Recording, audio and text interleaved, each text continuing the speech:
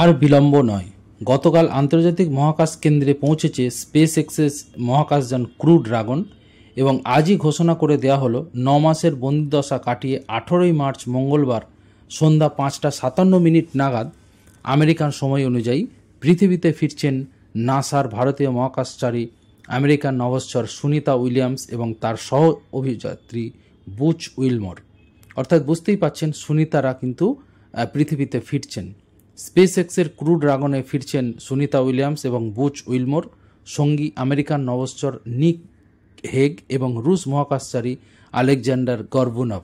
মঙ্গলবার রাত 1:05 আমেরিকান সময় আইএসএস থেকে রওনা দেবেন তারা। 17 ঘন্টার যাত্রাপথ, ফ্লোরিডা উপকূলে অবতরণ স্থানীয় সময় সন্ধ্যা 5:57 এবং ভারতের সময় হচ্ছে বুধবার ভোর 3:27। তো যাই হোক, বুচ উইলমোর এবং সুনিতা উইলিয়ামস উভয়ই কিন্তু মাস্কের প্রতি কৃতজ্ঞতা জানিয়েছেন এবং আমেরিকার প্রেসিডেন্ট ডোনাল্ড ট্রাম্পের প্রতিও কৃতজ্ঞ বলেছেন।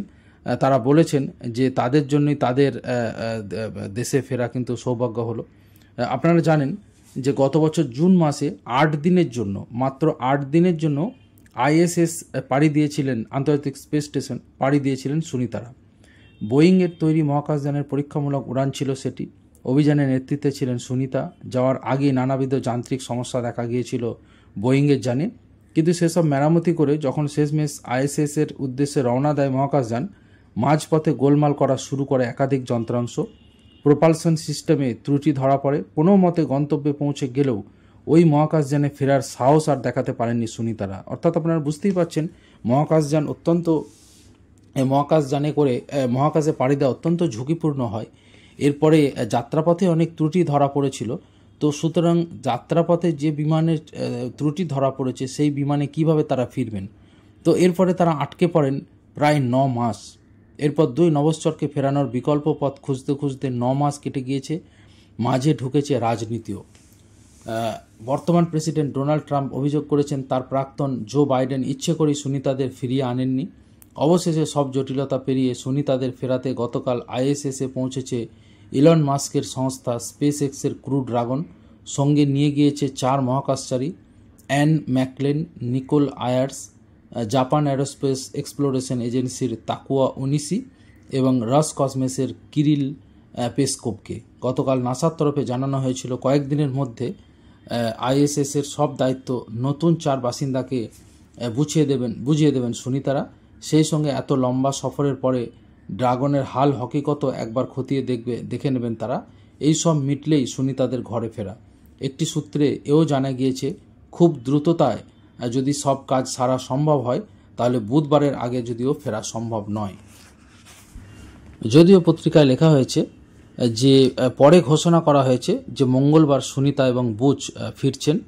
তাদের সঙ্গে ফিরছেন আরও 2 নভশ্চর, একজন আমেরিকান নিক হেগ এবং অন্যজন রুশ মহাকাশচারী আলেকজান্ডার গর্বুনভ। আর বাকিরা কিন্তু আন্তর্জাতিক স্পেস স্টেশনে থাকবেন এবং সেখানে তারা কাজ করবেন। তো যাই হোক, অবশেষে ঘরে ফেরার আনন্দে উচ্ছ্বসিত সুনিতারা। তারা অবশ্যই তাদের দেশের প্রেসিডেন্টকে শুভেচ্ছা জানিয়েছেন এবং নাসা একটি বিবৃতি দিয়ে জানিয়েছে সুনিতাদের নিয়ে ক্রু ড্রাগন পৃথিবীর কোথায় কিভাবে অবতরণ করবে তার পরিকল্পনা হয়ে গিয়েছে। পরিস্থিতি অনুযায়ী কিছু অদলবদল হতে পারে, তবে সব কিছু ঠিক থাকলে আমেরিকার সময় অনুযায়ী 18 মার্চ রাত 1:05 নাগাদ স্পেস এক্সের ক্যাপসুল আইএসএস থেকে যাত্রা শুরু করবে। মঙ্গলবার ফ্লোরিডা উপকূলের কাছে স্থানীয় সময় বিকেল 5:57, ভারতীয় সময় ভোর 3:30 নাগাদ সমুদ্রে কিন্তু নামবে মহাকাশযান। নাসা জানিয়েছে এই সপ্তাহের পরের দিকে আবহাওয়া প্রতিকূল থাকতে পারে, তাই দ্রুত ফেরার প্রস্তুতি শুরু করা হচ্ছে। আন্তর্জাতিক স্পেস স্টেশন কি? পৃথিবীর কক্ষপথে ঘূর্ণায়মান মহাকাশ স্টেশনটি আসলে একটি বাসযোগ্য কৃত্রিম উপগ্রহ। বুঝতে পারছেন, এটি একটি কৃত্রিম উপগ্রহ। গত 25 বছর ধরে সেখানে মানুষের বাস। প্রতি 6 মাস অন্তর পৃথিবী থেকে মহাকাশচারীদের একটি দল সেখানে পৌঁছয় ও আগের দলটি ফিরে আসে।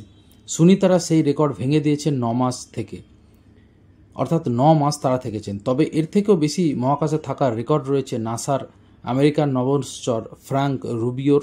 তিনি 2023 সালে 371 দিন আন্তর্জাতিক স্পেস স্টেশনে ছিলেন। আর বিশ্ব রেকর্ড এক রুশ মহাকাশচারী ঝুলিতে রাশিয়ার ভ্যালেরি পোলিয়াকোভ একটানা 437 দিন মিড স্পেস স্টেশনে ছিলেন। 1986 সাল থেকে 2001 পর্যন্ত কাজ করেছিল এই মহাকাশ স্টেশনটি। প্রথমে এটির নিয়ন্ত্রণ ছিল তৎকালীন সোভিয়েত সরকারের হাতে, পরে এর নিয়ন্ত্রণ নেয় রুশ ফেডারেশন। ভ্যালেরির 1995 সালের রেকর্ড আজও অক্ষুণ্ণ রয়েছে। তো বুঝতেই পারছেন সবচেয়ে বেশি আন্তর্জাতিক স্পেস স্টেশনে কাটানোর রেকর্ড রয়েছে রাশিয়ার ভ্যালেরি পোলিয়াকোভের। তিনি 437 দিন কিন্তু ছিলেন। তো যাই হোক, আপনারা বুঝতেই পারছেন অত্যন্ত গুরুত্বপূর্ণ কারেন্ট অ্যাফেয়ার্সের জন্য এবং সাধারণ জ্ঞানের জন্য এটা অত্যন্ত গুরুত্বপূর্ণ যে তারা আন্তর্জাতিক স্পেস স্টেশন থেকে কিন্তু পৃথিবীতে ফিরছেন নাসার ভারতীয় বংশোদ্ভূত আমেরিকান নভশ্চর সুনিতা উইলিয়ামস এবং তার সহ অভিযাত্রী বুচ উইলমোর। তো অত্যন্ত গুরুত্বপূর্ণ ছিল এই খবরটি।